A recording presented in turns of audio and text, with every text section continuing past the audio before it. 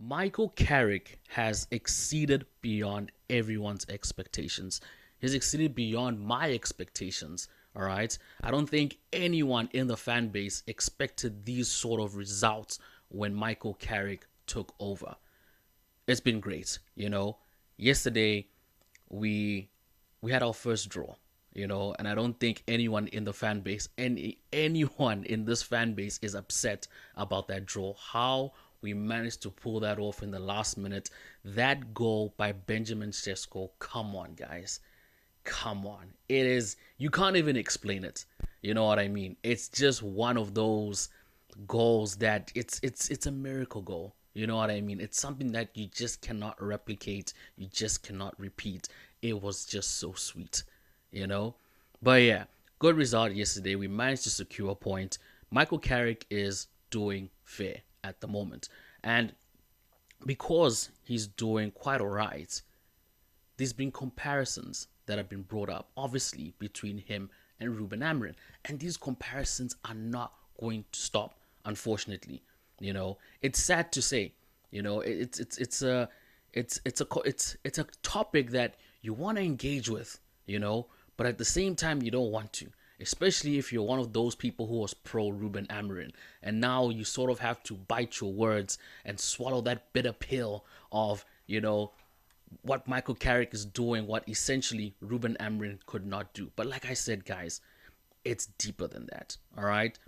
This is not a surface level conversation. You can't just look at a couple of results and then come to an entire conclusion and say Michael Carrick is a better manager than Ruben Amorim. You can see just in these first few games how he has performed versus Ruben Amorim. It goes far more deeper than that. But before we even get into that, I want to talk about Kobbie Mainoo, because this is a topic that I entirely dropped, dismissed. I didn't want to entertain it anymore because, guys, I was heartbroken. All right. I was heartbroken, but at the same time, because I'm Manchester United first over anything, club over anything, manager, comes second to club, players come second to club. I support the club first, despite whatever is going on at the club. All right. And so with Kobbie Mainoo, it was so heartbreaking because there was this narrative that was spun by Ruben Amorim. And this is not me trying to take digs at Ruben Amorim. This is not me trying to point a finger and say, hey, look, Ruben Amorim, you know what I mean? Can you see what Kobbie Mainoo is doing? What were you saying, bruv? You understand what I mean? But it's just one of those, I compare this Kobbie Mainoo situation to the Ten Hag Amad Diallo situation. Remember Amad Diallo?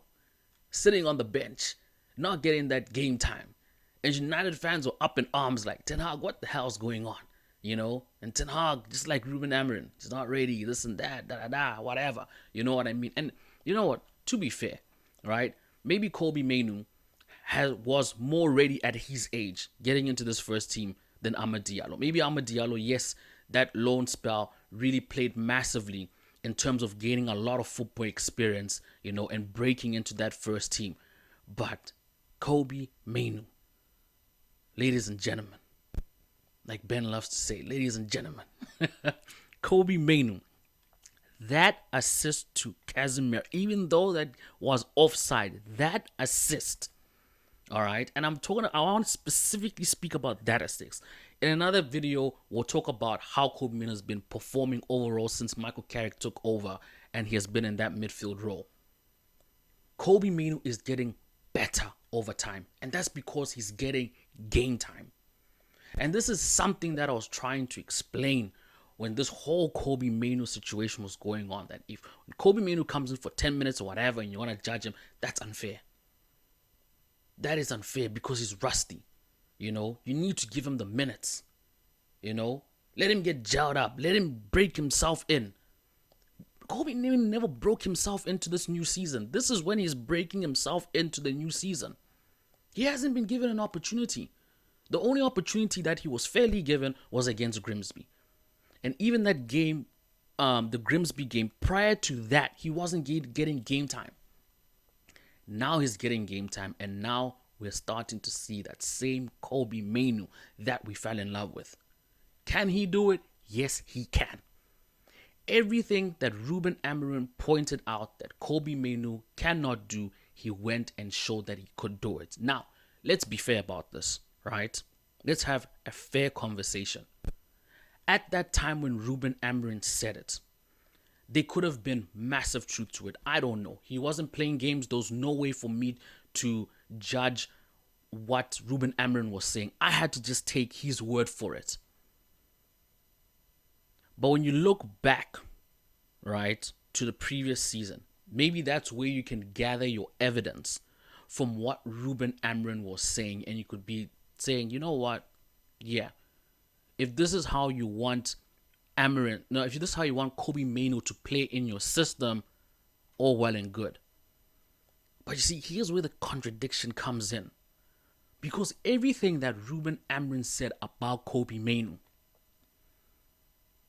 is not appearing in these games that he has featured. Now, again, let's be fair. All right, Kobbie Mainoo could have gone and worked on all those things that Ruben Amorim told him to work on. And it was just unfortunate that Ruben Amorim met his demise before integrating Kobbie into the team after Kobbie Mainoo had worked on what he pointed out to do. So there's a double-edged sword, and we'll never know. We'll never know until, the tea spills. Maybe we'll have a, documentary about, Ruben Amorim situation with Kobbie Mainoo. We don't know. For all we know, Kobbie Mainoo took Ruben Amorim's words to heart, worked hard on the training pitch, and it's only now showing now that Ruben Amorim is gone and that he's getting the game time. You see what I'm saying? But point being, I'm just happy that anyone who fell under that narrative that Kobbie Mainoo is not good enough, that Kobbie Mainoo is not special. And yes, Ben, I'm talking to you because you're also swaying on that side of Kobbie Mainoo is not generational talent. So please, I hope you can see it now. I hope that your mind has changed again and you're starting to believe again in Kobbie Mainoo, because now I'm feeling calm. I'm feeling calm because I know at some point we're going to lose Bruno Fernandes, and it may not be next season or the season after or whatever, but when we do lose him, I know that we still have a young buck, right? Bruno Fernandes came into this team when he was 25 years old. Kobbie Mainoo is still far off from being 25, and he's only getting better. By the time he hits peak Kobbie, that will be probably around the time that Bruno Fernandes will leave the club. And I'm not counting down the days when Bruno leaves the club. If I could have him for the next 10 years and he can retain his fitness and his playing, fine by me. But what I'm trying to say is our future is secure.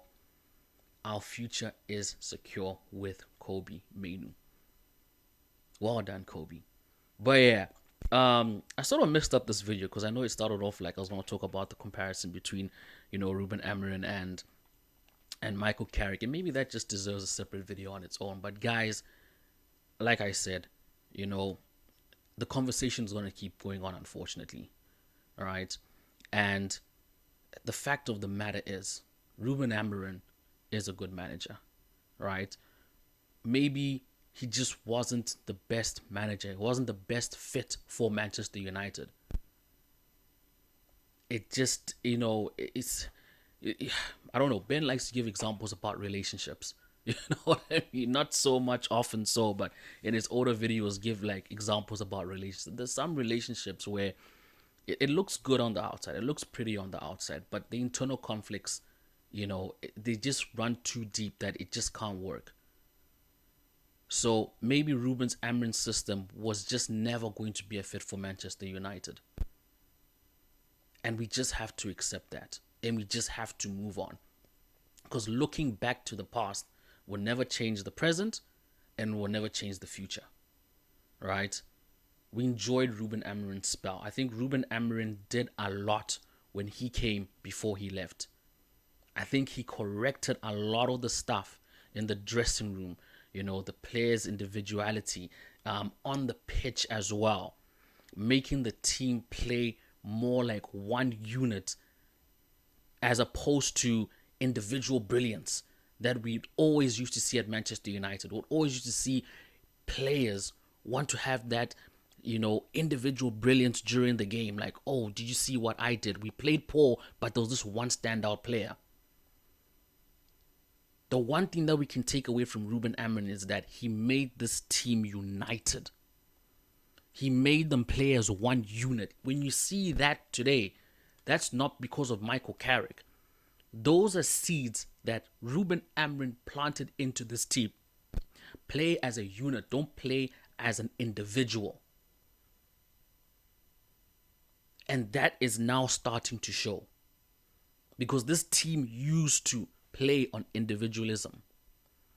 And sometimes it shows itself. Like yesterday against Fulham, it showed itself. The opportunities, when Dalot had an opportunity to pass, he decides to go for goal. And Dalot knows Dalot is a player that does not score from outside the box. Maybe he scored 1 or 2 shots from outside of the box in his career, but that's not his forte. So why he insists on it during the game is beyond me. His first instinct should always be to find a player, to make a cross, to make a pass. Well, 1-0 down and Dalot is going for Hail Marys. That's the old way of how Manchester United used to play and used to think. But Ruben Amorim taught this team to work as a unit. And now that Michael Carrick has come and brought, I don't want to say that there wasn't structure before, but he came and brought a structure that works well with this players, that works well with this team, with the club. Now it's all those things that Ruben Amorim instilled that are being transferred over into Carrick ball. And now, when you watch the game and we concede goals, you're calm because you know the team is playing as a unit. You know that they're going to seek more chances to create opportunities, better opportunity, quality opportunities to score goals, as opposed to I'm going to go and take this game by myself. I'm going to be the hero. That's not what we're seeing today. But at the same time, as much as that's good, we also saw situations where players needed to be greedy, but they didn't, But it's a balance, and we're going to get it right. But right now, we're on the right track. So Carrick, man, again, well done. Man United team, well done. Keep up the hard work, and we just look forward to the next game. But yeah, catch you guys in the next one. Peace.